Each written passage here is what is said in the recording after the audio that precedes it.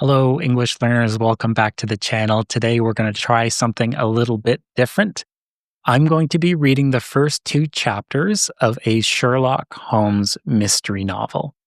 This is going to give you a good example of B2 level English. Hopefully, you can follow along and learn a few words. I will have meanings pop up as we go along to some of the more advanced words. Listen to my pronunciation clearly. Try to listen for the syllables that I am emphasizing or stressing, along with the words that I'm stressing within sentences. I hope you like this, so let's get started. The Adventure of the Bruce-Partington Plans, Chapter 1. The Fog and the Telegram. It was the third week of November, 1895, and a thick yellow fog had covered all of London. For 4 long days, Sherlock Holmes and I, Dr. Watson, could barely see the houses across the street from our apartment on Baker Street. Each day, the air outside became heavier and more depressing. Sherlock Holmes, never a man who enjoyed doing nothing, spent the first day going through his books. On the second and third days, he tried to study the music of the Middle Ages, a new hobby of his. But by the fourth morning, he was walking back and forth in our room, full of nervous energy. He tapped his fingers on the table. He stared out the window. He sighed heavily. "There's nothing of interest in the paper, Watson?" he asked, not hiding his disappointment. By interest, Holmes meant criminal activity. Political news and wars didn't excite him as much as clever crimes. I scanned the newspaper again. "Only small thefts," I said. "Nothing important." Holmes groaned. "The city is so full of people, yet the criminals are all boring," he said. "Look at this fog. It's perfect for crime. A murderer could walk through the streets like a tiger in the jungle." Just then, the maid entered with a telegram. Holmes quickly tore it open. After reading it, he laughed with surprise. "Well, well, my brother Mycroft is coming to visit." "That's good," I said. "No, Watson, that's strange," Holmes replied. "Mycroft never visits me. He stays in his routine, his club, his office, and his home. He never comes here unless something very important has happened." Holmes passed me the telegram. It was short. "Must see you over Cadogan West. Coming at once. Mycroft." "Cadogan West?" I said. "That name sounds familiar." Holmes frowned. "Not to me. But if it made Mycroft leave his usual path, then something serious must have happened." I remembered where I had seen the name. It was in the newspaper. Cadogan West was found dead on the Underground on Tuesday morning. Now Holmes became alert. He sat up and lit his pipe. A death that moves Mycroft must be more than just a train accident. I opened the newspaper and found the article.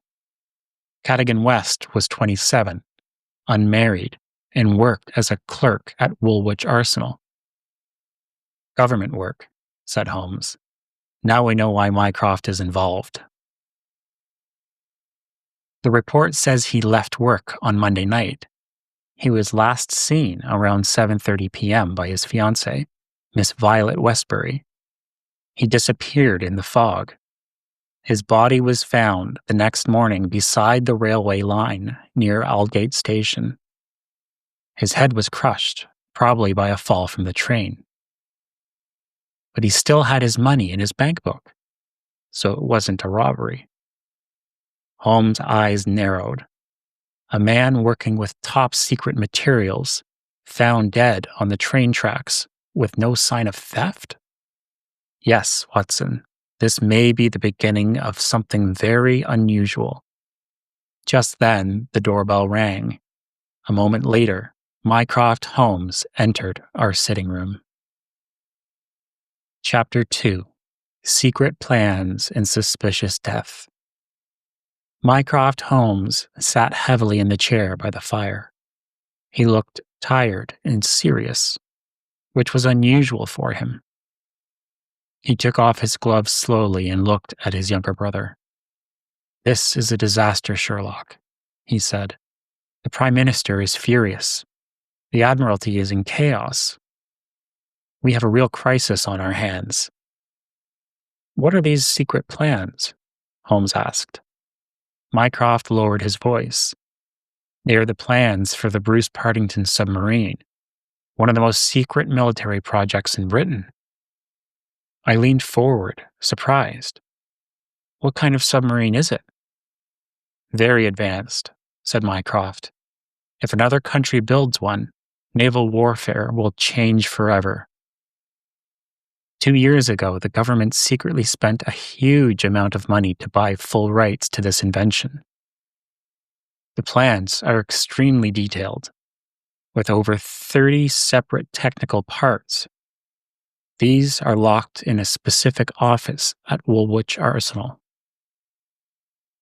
"But Cadogan West had 7 of those papers in his pocket," said Holmes. "How did he get them?"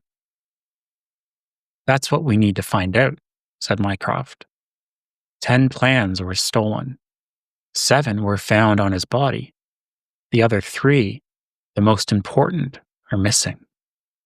They may already be in the hands of a foreign agent. Holmes stood up. His eyes were shining now with excitement. "This is serious indeed," he said. "What do we know about the people who had access to the plans?" Mycroft pulled a paper from his coat. "These are the key names," he said. "First is Sir James Walter, a highly respected expert. He had one of the 2 keys to the safe. He left work early that day to attend a dinner in London." "His alibi is confirmed?" Holmes asked. "Yes. His brother, Colonel Valentin Walter, saw him leave. And Admiral Sinclair confirmed his arrival at the dinner," said Mycroft. "Then we move on to the second key holder. That would be Sidney Johnson, the senior clerk. Married, father of 5, quiet man, not very popular but hardworking. He says he went straight home that evening. Only his wife can confirm that." "In Cadogan West?" "He worked directly under Johnson and saw the plans every day. He was known to be a bit proud and hot-tempered, but honest." "Who locked up the safe that night?" asked Holmes. "Johnson. He said everything was in order at 5 p.m. "So West must have had a fake key, or several. He would need one for the outer door, one for the office, and one for the safe." "True," said Mycroft, "but no keys were found on him." "Did he have money on him? If he was selling the plans, he might have been paid." "Only a small amount. Not what you'd expect from selling military secrets." Holmes started walking around the room slowly, thinking, "We must also ask, why take the original plans? Why not copy them?" Mycroft replied, "They are too technical. Only experts like West, Johnson, or Sir James could copy them correctly." Holmes nodded. Then the thief needed the originals. But still, why were only 7 papers found on West, not all 10? "That's another mystery," Mycroft said. "And don't forget, West had 2 tickets for the theater. He was supposed to go with his fiancée, but he left her suddenly and vanished into the fog. He clearly didn't plan to disappear. Perhaps he saw something or someone near the office and decided to act." "Possibly," said Mycroft. But we need answers. Sherlock, I'm asking you officially, help us solve this. We must recover the missing papers before they reach our enemies. Holmes smiled. Then let's begin. Lestrade, will you join us? Inspector Lestrade, who had been listening quietly, nodded. Of course. Then we start where the body was found. Aldgate Station, Holmes said.